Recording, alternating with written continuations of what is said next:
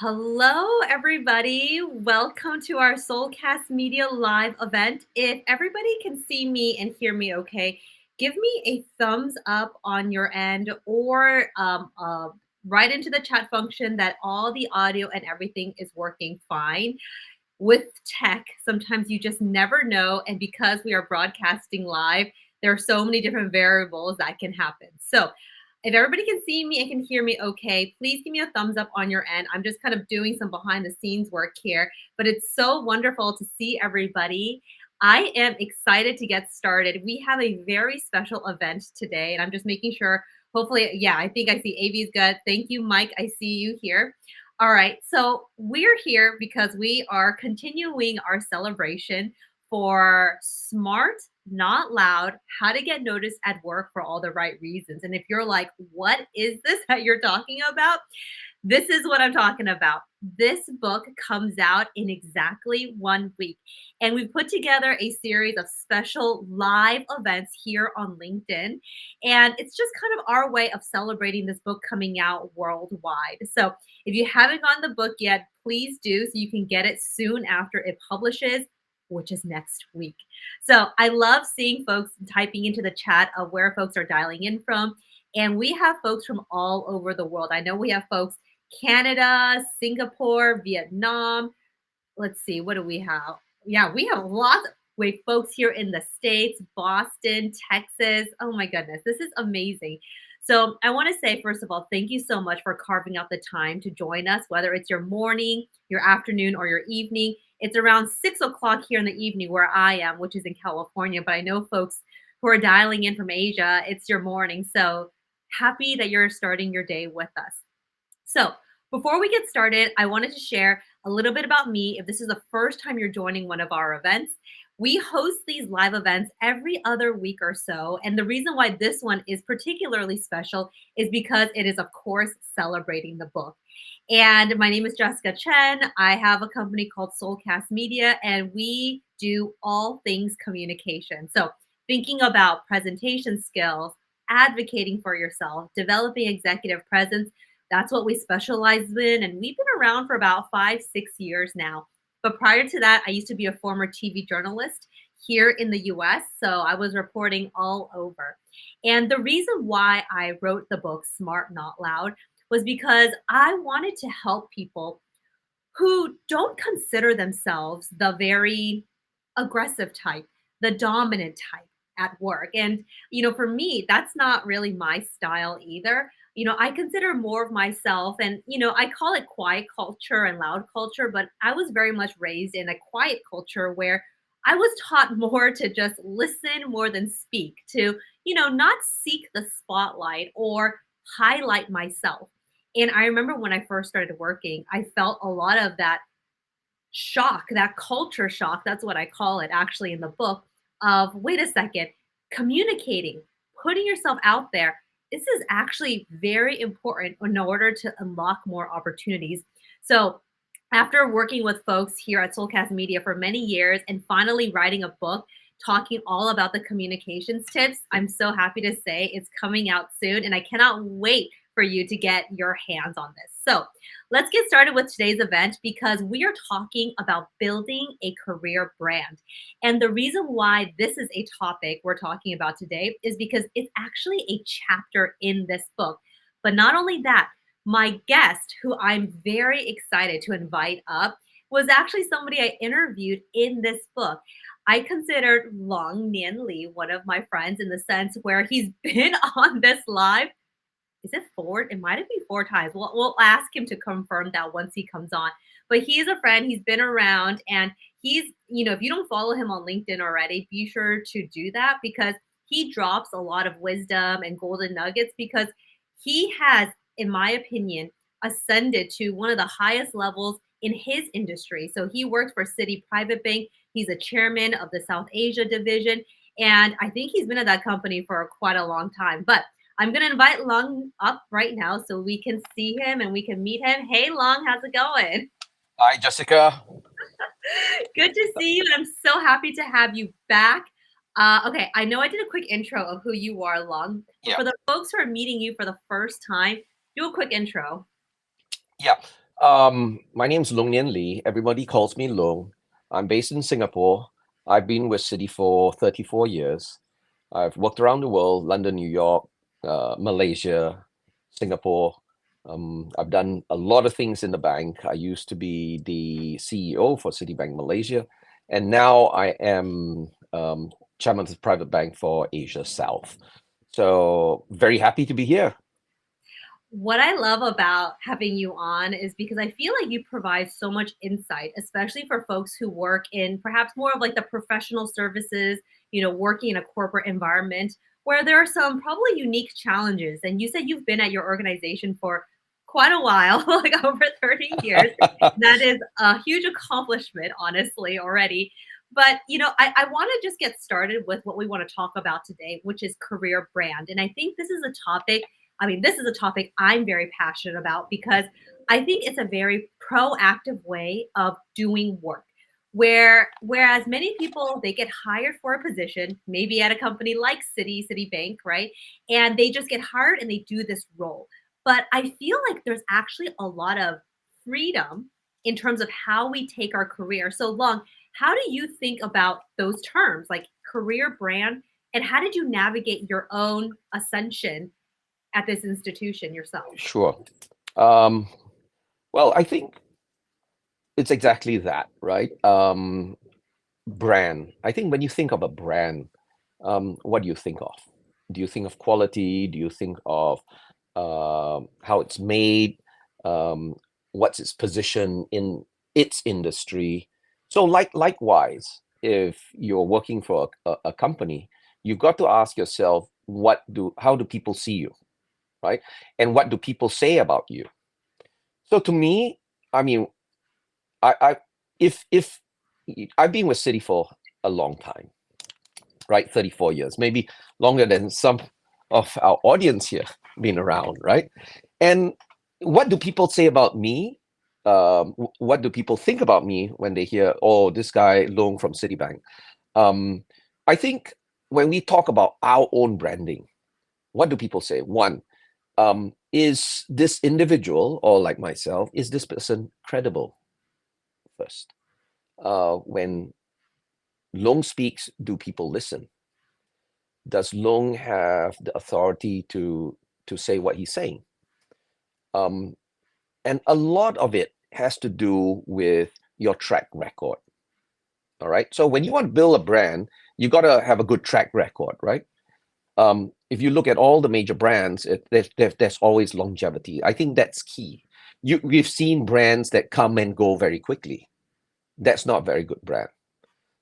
For branding, as far as I'm concerned, longevity is important because if you keep job hopping, for example, I think that's a problem. Every year, every 2 years, you change jobs. I think that's a problem.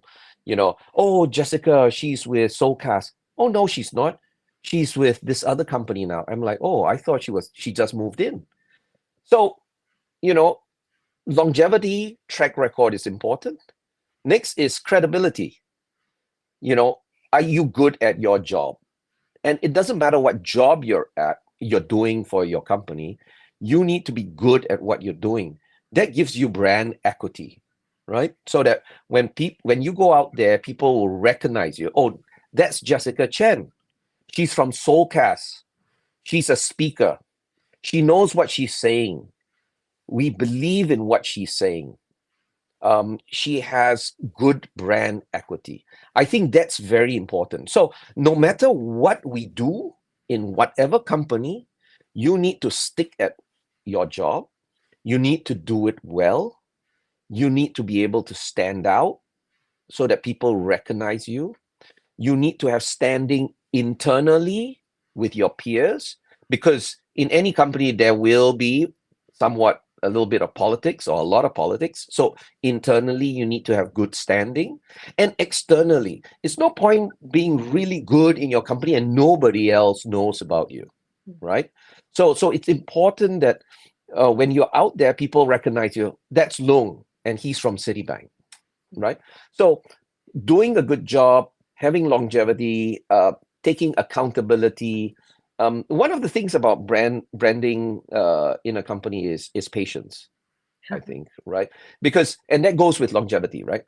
Because a lot of people want to step up quickly, but they don't have the credibility. They don't have the track record, or they don't have the um, I suppose the well, credibility. I suppose that's the right word for it. You know. I love how you are pointing out the different considerations people need to think about when building a career brand. You mentioned credibility, you mentioned longevity, but you also are talking about it's not just working hard, it's also making sure people know about you internally and externally. And I think this hits right at the core of what I want people to understand, especially when they work in a corporate environment, for example. It's that working hard and doing the work well, being smart, that is expected. A company hires you because they expect you to do good work. But the other half of it is being able to build that visibility long that you're talking about. And I think it's that part that is quite hard for some people, especially folks like me, for example, who grew up not being taught to put myself out there. It was always, Jessica, study hard, get into university, and just, focus on the work. This concept of visibility for me was very hard, but I think it's linked to career brand. So, Lung, how did you go about building visibility? Like, it was there like a strategic approach? Is it just talking to people all the Yeah, time? Like, what do you think about this? that's such a great question, because I never really um thought about that. Like I didn't really have a plan, right? To actually set out and say, I'm going to do this, do that. Because when I first started out 30 over years ago, there wasn't social media, Mhm. right? We had to learn the hard way, right? By making mistakes, right? And the way I approach building my own brand is and creating my own credibility is a few things, right? Um, let's just take some simple points. Um, being authentic, for example. Credibility comes with authenticity. When you say something, or when I say something, will people believe me? And it doesn't matter whether you're a junior staff or a senior staff, Mhm. because if people don't trust what you're saying, that's not a good thing, right? So you got to be authentic in how you behave. It's one of those. I think I used this term maybe two sessions ago with each other. WYSIWYG, remember? What you see is what you get. Mm. All right. So this is an old Mac term, okay, from the 80s, late 80s. Okay, WYSIWYG, which is what you see is what you get, and that comes with authenticity and credibility. So I think that's one. The next thing is attitude. Do you have what's the attitude you bring to the table? Is it positive attitude, or do you bring negative energy? Because if you want to build a brand, you want it to be positive, right? Because when you walk into the room, what do people say about you? Will they be listening to you, or they just switch off? Because they know, one, they don't trust what you're saying, or two, they just switch off and they're like, no, I'm not gonna trust this guy. All right. So you got to be um authentic. You got to bring positive energy to the room, because if you bring positivity to the room, people always want to be positive. People like to gravitate towards people that are positive. So positive attitude, um, authentic, uh, trust is also another one, right? And everything's linked together. Trust. If you say you're going to do something, are you going to do it? If people approach you for advice, can they trust your advice? It's important. Um, do you play games in the office? Right? All these things goes back to credibility. um, because you can say things, people look at you and they don't believe you, and you have zero credibility. You're not going to go very far in your career. It's very simple as that. And you need to do this your entire career Right. Yeah, it's because not people just remember. right, exactly. And it's interesting because you mentioned authenticity, you mentioned positivity, and of course, trust and credibility, right? And when I think of the word authenticity, I think a lot of people are like, authenticity, like what does that even mean? And I'll tell you, when I think of the word authenticity, I often think back to a lot of the people we work with at Soulcast Media, and a lot of these people are very smart, brilliant at what they do, but they feel like they have to be very, what's the word? It's like I have to be very professional in the workplace. So they don't show much personality. And I feel like in order to be memorable in the workplace, don't think that being professional means you can't show some interest in other things, show a little personality. I think people are very much attracted to that and it makes you memorable. And I love how you mentioned positivity. At the end of the day, people are attracted and want to work and connect with people that are positive. And I think we can all think about that coworker in our office who's always this negative person. And of course, it's always good to always err on the side of caution and think about worst case scenarios. But the person who's always saying the negative stuff, nobody wants to really engage with them. And you Yeah. certainly don't want that to be your career brand, right? Yeah. So let me just add on to what you just said, and you've hit a very good point. You've got a lot of smart people out there. There are a lot of smart people in your organization, in my organization. But I always use this example. What is your likability quotient? Okay, likability quotient, right? So if you were to draw x and y axis, right, and at the top you have IQ, right, which is intelligent quotient, right? How smart you are. And on the bottom axis, you've got EQ, which is how you get along with people, Mhm. right? Your emotional quotient.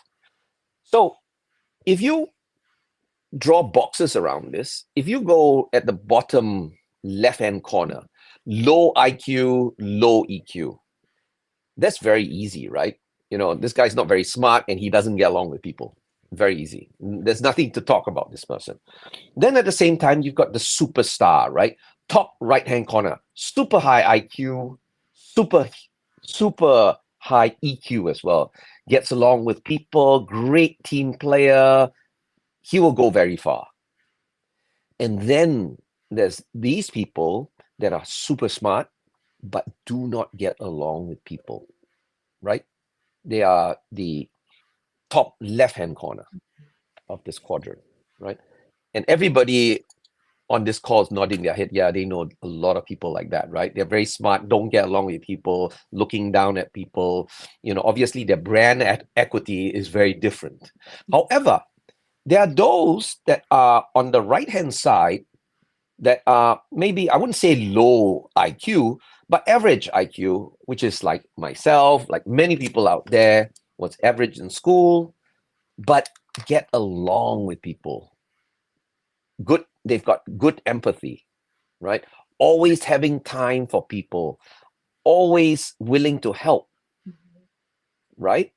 People who don't lie, they're authentic about themselves, they're there for you.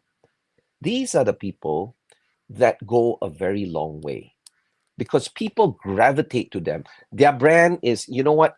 This person's a great person. This person we can trust, you know? I will always go to him for advice. See, so it's very important to know where you stand in this quadrant because your brand and how people see you, how people perceive you is your actual, when people say, oh, uh, perception is reality, right? Well, let me tell you, put yourself on the other side and see how people see you. You'll be surprised what people think. I love how you admitted how you're like, I'm not in the top, right? That's high IQ, high EQ. And you're like, I'm average. Like, I know I understand things, but I was never, the top 1%. I mean, I don't know if that's true or not, but you're like, I was never the top No, valedictorian. I was You admitted that. never. Let me tell you, I'm sure there are people on this call that went to an Ivy League school, or if you're in the UK, you're in the Russell Group schools. I went to Hawaii. I went to Hawaii for school. I mean, who Why? goes to Great. Hawaii? Yeah, I know. Let me tell you, so difficult. It was very difficult. We had no time to study. We were always hanging out at the beach, right? But my point is, you don't need to be the smartest person. If you want to have a good brand, right? You look at yourself. What do people think of you, right? What are people's How do people see you out there? And I've got this story. I remember it was a good, I would say 6 years ago, maybe. I was talking to my management team, and I said to them, "What is the legacy you want to leave behind?" And they looked at me as like, "Oh my goodness, Long, this is getting deep. What is the legacy you want to leave behind?" Because at that point in time, I was in Malaysia. I was running the bank, and there were a whole bunch of people in in the room, and a lot of them were foreigners, right? Expats in Malaysia. And I said, "What's the legacy you want to leave behind?" They looked at me as like, "What are you talking about?" I said, "We are here to do a job, and then we move off. But when you leave, what will people say of you? What would your brand be?" To put it in context in today's conversation, will people say, you know, Jessica Chen, she was here for a short period of time, but she made an impact to my life. She helped develop me. Every time I went to her, she had time for me. She helped develop me. She was an advocate. She was my mentor. She gave me opportunities. She dragged me along to make sure that I was successful. Jessica Chen will be missed when she leaves. Or will they say, "Oh, you know, Lung's going, it's about time, you know, never had time for me, you know, don't know what he was doing here in the first place. I'm glad he's gone." And And and all of us, when we look at our organization, there are many that fall into either of these two camps, right? right. And you know what? That example, it reminds me of how what you just said, you didn't use numbers or statistics of, oh, Jessica got us to X% profitability. Maybe that could be a mention, but a lot of the skills that you highlighted are the people skills. Jessica helped me. She was there for me. She understood me. She was present.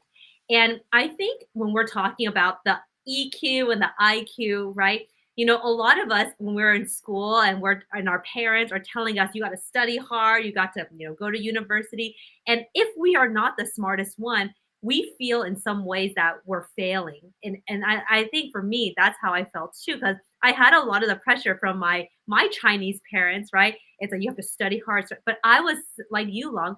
I was never the first one, the top of my class, and I always thought that that was an indication that I wouldn't be successful. But I think success today, and when you go out into the working world, is beyond just where you went to school or your IQ, right? It's really how well can you get along with people. That's Absolutely. School is just a stepping stone. Mhm. We've had people coming from um, um, good universities and failed because they not that they couldn't do the job, but they were perhaps toxic individuals, right? I've hired people, I've hired staff that used to work in shopping centers selling encyclopedias. Now, if you remember, you have these push carts and you have these small stalls, people selling encyclopedia. And I'm talking about the 90s and early 2000s, right? Before we had Google and ChatGPT. Okay. So this is physical books, and it's impossible to sell these things because they cost $2,000, $3,000. But I would hire these people to work for me because it showed me that they had one, strength, they were able to take pushback. Have you tried selling encyclopedia to passerbys at shopping centers? I'm sure you've been approached by people trying to sell you something, and you're like, no, no, no, I already have one. Or, you get pushed off. These people show, what they show me is they've got adversity quotient. They show me that they've got resilience. All right.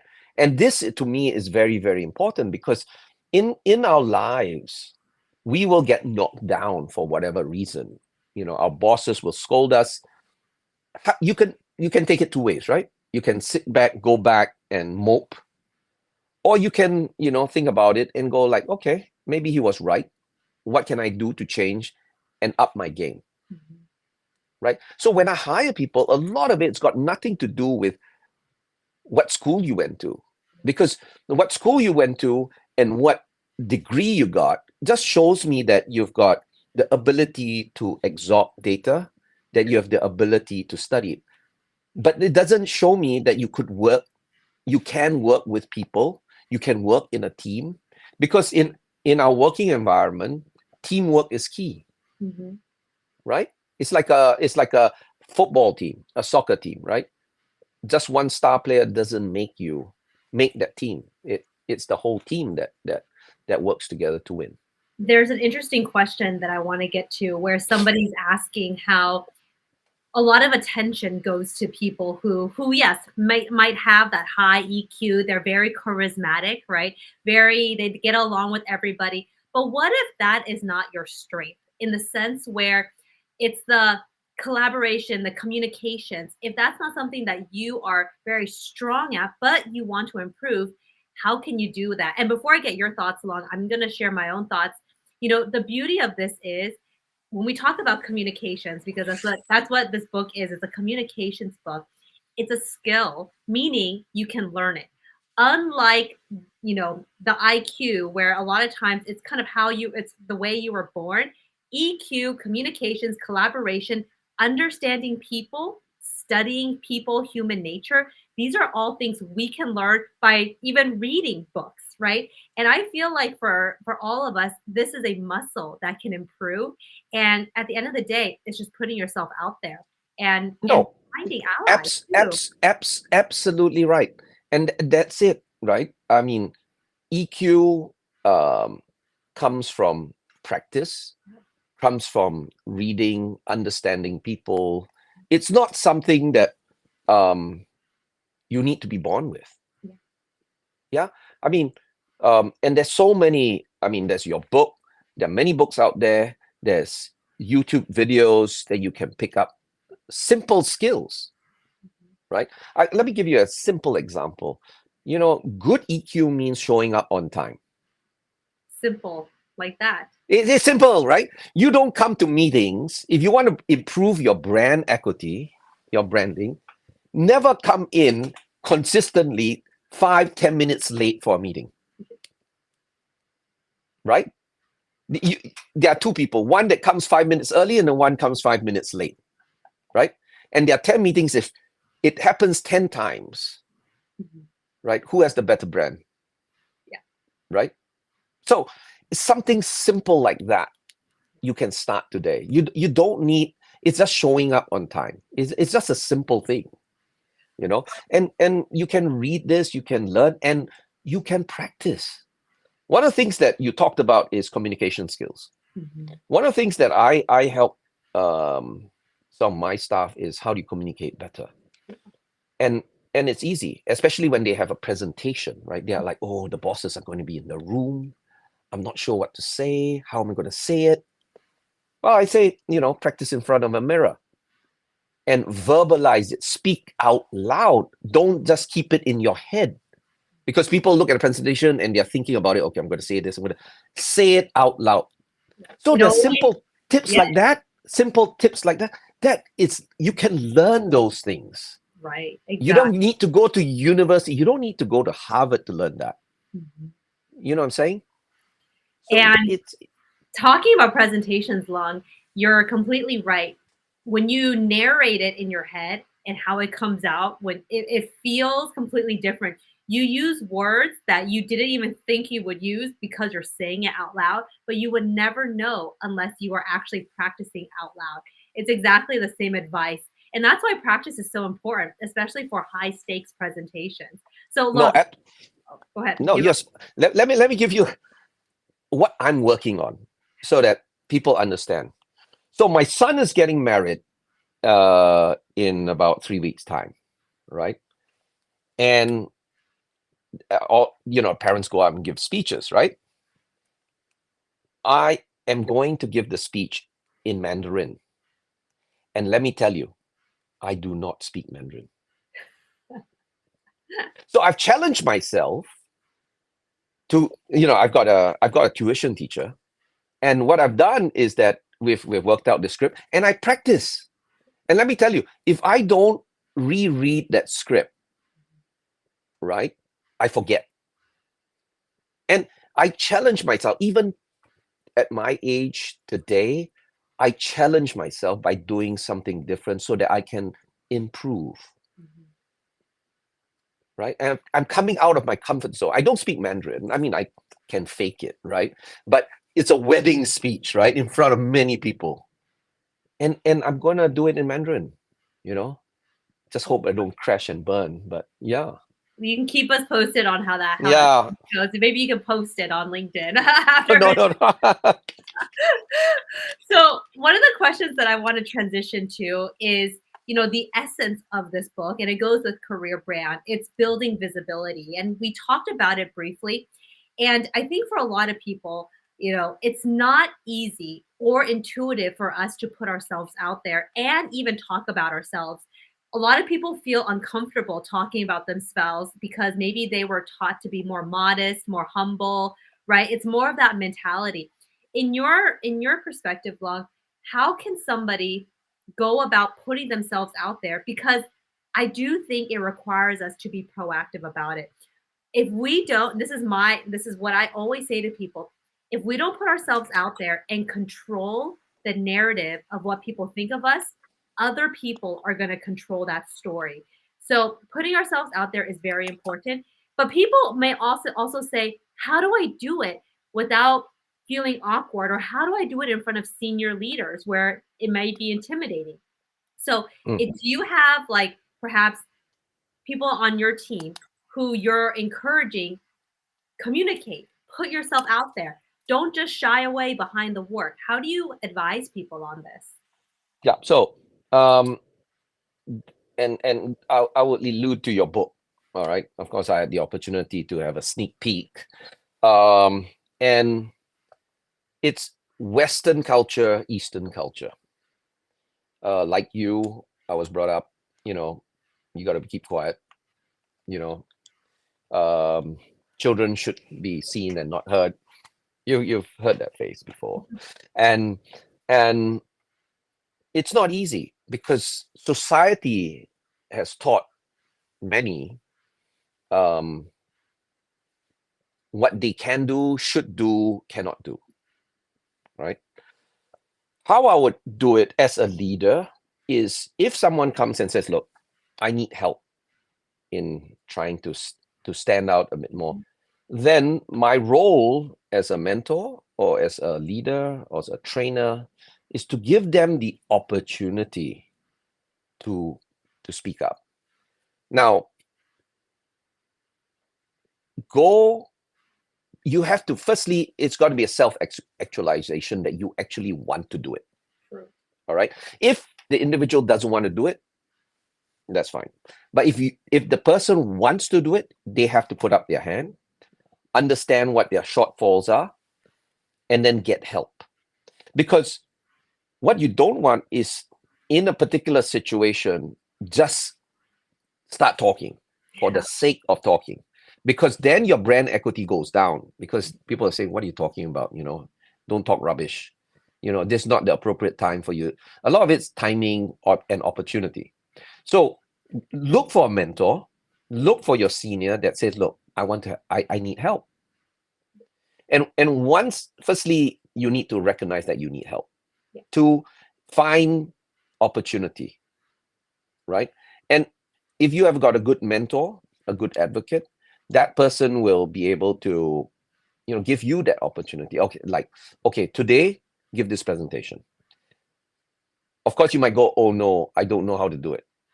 Then the mentor will need to take that extra step to then say, okay, let me help you, guide you, coach you as to how you go about doing it.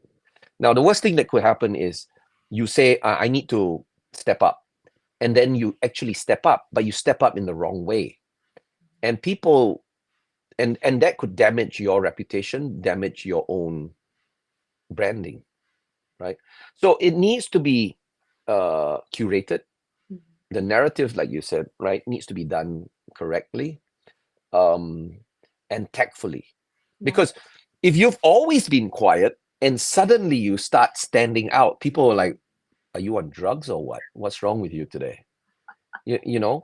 So it's interesting because there was once I was being coached because I had this bad habit of interrupting people because I kind of knew the answer. And I always said, wait, hang on a second. I didn't allow people to finish. And that was my shortfall, right? This, I would say 10 years ago. And so I went for coaching class and the coach said, you know what? Learn to dial back. So immediately after the coaching class, I went for a management meeting and I dialed back, right? And after the meeting, people came up to me. There were two people that came up to me and one said, are you okay? You're so What's wrong with you? quiet. Yeah, you're so quiet. So people notice both on the positive side, meaning to say you suddenly start talking too much or suddenly you kind of clamp down.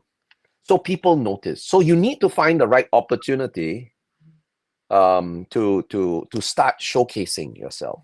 And the best way to do it, I think, is taking on projects, presenting projects, taking on tasks, working in teams, in smaller groups to build confidence, right? 3-man team, 4-man team, 5-man team, and then presenting. Because a lot of people in projects, right? They decide, okay, who's going to present this project? And everyone starts pointing at each other. No, you guys go ahead. The loudest guy presents. What you should do is actually, can I, ask for the opportunity. May I have the opportunity to present? Or if you don't present the whole thing, take a section of that and say, look, can I present the beginning? Right? Can I introduce this project? Or can I end it? Take small bites first. I actually think presenting and volunteering to present is probably the best way to build visibility. And when you can spearhead a project or be a part of the project, that is a great opportunity for you to build visibility because people are now paying attention to you. And you know how you talked about earlier, Log, how if you're quiet, you don't want to just be loud, or if you're loud and be quiet, right? It's just very abrupt changes. And actually, that's why it reminds me, because this book is called Smart, Not Loud, right? It's like, how can you be strategic with how you put yourself out there? And I think, I mean, I can't go over all the strategies that are in the book, but a lot of it does come down to how do you do it, right? Yeah. Because we know it's important, but there is an art to how do you chime in, right? And when it's your turn to talk, it's like, how do you do it so that people stay interested the whole time? Because even if somebody talks the whole time, if it's not of substance, like you said, nobody's going to pay attention. So being loud is also not a strategy, right? But we Yeah. also know being quiet is also not a strategy. It's like, where do you find that balance?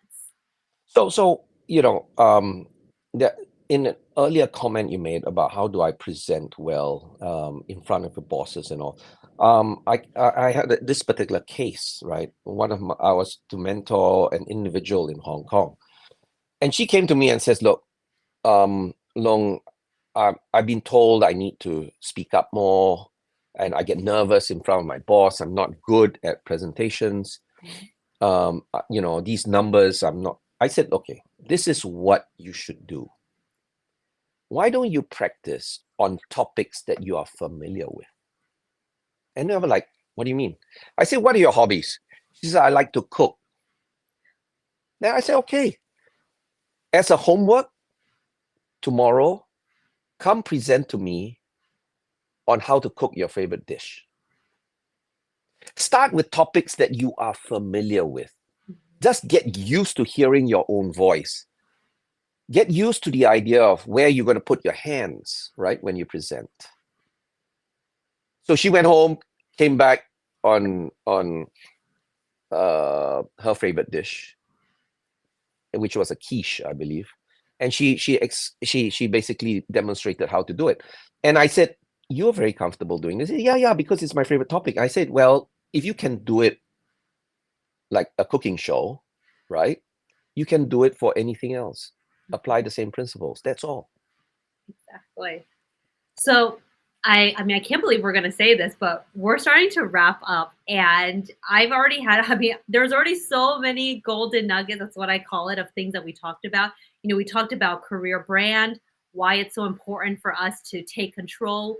It's important for us to build visibility. We talked about how presentations is a great way to do it. And it's not about being loud if you're quiet, or quiet if you're loud, right? It's really finding that authentic style, being positive, because all of this, everything, Lung and I talked about today, is to help you get clear on creating and controlling your career brand. And I don't think we can reiterate this enough, but this is something you can control. And actually, let me share this one other anecdote and then we'll start to wrap up here. And I want to get your final thoughts, Long. A lot of people come to us and they say, I cannot control my career brand because it's just the work that I do. It's what I was hired to do. It's the projects that I've been given. And I always say that's actually a misconception. In fact, yes, you are given certain projects, your manager assigns you certain tasks. And even though it might not be something you are excited about, particularly, you still have to do a good job. That's what you're hired to do. But not only that, once you finish that project, how can you take that project and leverage it for other opportunities? Hey, Long, I just finished this huge Excel spreadsheet. You know, the clients were happy, it helped the team. I wanted to also talk to you, now that I finished this project, can we consider talking about something that I've been thinking about doing? I think that is a very smart way of approaching work. If you tend to say, well, I can't control the work that I do. Yes, we can't always control it, but we can talk about using it to unlock opportunities. I think that's really important. What are your thoughts on that, actually, Long? So it's great. I think you've hit the nail right smack dead center.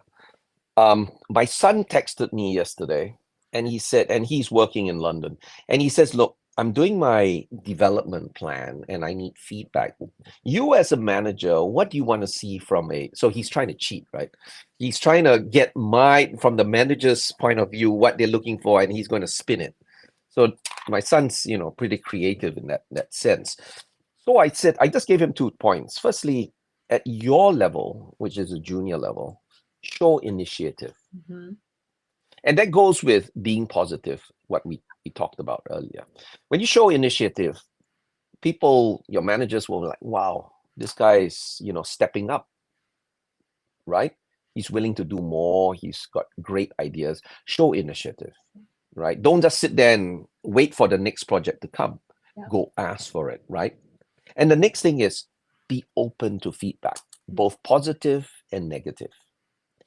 But what's more important is what do you do with that feedback, Mhm. right? Take that feedback, build on it, or have a self look have a self look and see where you can improve if it's negative, right? So what you said, the way you've put it together is spot on. Yeah. I think it's being proactive. It's not, going in, be like, oh, I have to do this project. It sucks. This work sucks. It's kind of like, no, you can absolutely control your own attitude. And then people, of course, can see that and feel that. Okay, Long. As we wrap up here, I always like to ask, like, if there's one piece of advice that you would want people to walk away with, and I know you're like, how do I keep it to one? If there's one Yeah, exactly, right? if there's one piece of advice that talking about career brand at least, right?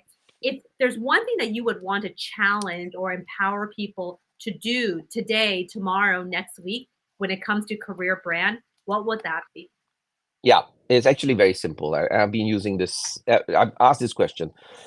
before, and that's one thing I always say: have the ability to get stuff done. Mm. Right? It's no point talking about it. It's no point thinking about it, but get it done. When you get stuff done, your brand goes up because then it builds credibility. People will know that you can get stuff done, right? Then they will trust you with more things, right? If you cannot, you're like, oh, give me this, give me that, I can take on a lot, but nothing gets done, your brand equity will go down. So if that's one thing, is just get stuff done. Get stuff done. Don't sulk, don't complain, and just do the work that people have asked you to do. But then, not just that, it's thinking about how can I maybe create more opportunities because I did a good job, right? I think it's Yep. a very different mentality. And if I were to add one golden nugget, the one thing that I would want people to remember is your career brand and people's perception of you is absolutely in your control. We talked about IQ and EQ, and I think at the end of the day, we go into work, we work hard, we execute well, we're smart, but we have to get good at building our career brand. And so if there's one last thing that I would share with people is, of course, I'm going to tell you to get the book Smart Not Loud. Lung is in this book. Actually, I think you're in the last chapter of this book where I talk about communications, Long, when we did a whole interview. And so Long is in this book. I think you might have read the book afterwards too. So it's international. You can get it here in the US and Asia. How do you do it? It's you go to smartnotloudbook.com. It's on here on the page. You can scan the QR code and it comes out in 1 week. Exactly 1 week. And I'm really excited for the world to read it because I call this a very complete communications book. We talk about mindset, we talk about being proactive, career brand, and then we talk about communications. And if you've loved the conversation between me and Lung, you love Long's advice, and you want to learn communications tip, this is the book to read. So, any final thoughts, Long? No, great. I mean, I read it. I recommend it. I think, and it resonates with me. Yeah. Um, I think it will do well, Thank you, and Lung. good luck 1 week. In 1 week. We'll keep you all posted. Okay. So, Right. Long, thank you so much for joining us today and for celebrating, because that's actually what we're doing. We're celebrating the launch of the book. And for those who attended, thank you so much for joining us. We actually have one more event in the series, the book launch series, and that's actually happening next week on Thursday. Well, Thursday, our time, perhaps Friday morning for those in APAC. If you want to attend that event, it's about advocating for yourself, and to do that, you just go to soulcastmedia.com/live, Live, and it'll take you to the page to get notified. So, Lung, thank you for joining us. For those of you who are not connected to him on LinkedIn, be sure to connect with him on LinkedIn. He shares a lot of wisdom. Connect with me on LinkedIn. Let us know you are at this event, and we look forward to hearing and seeing you all soon.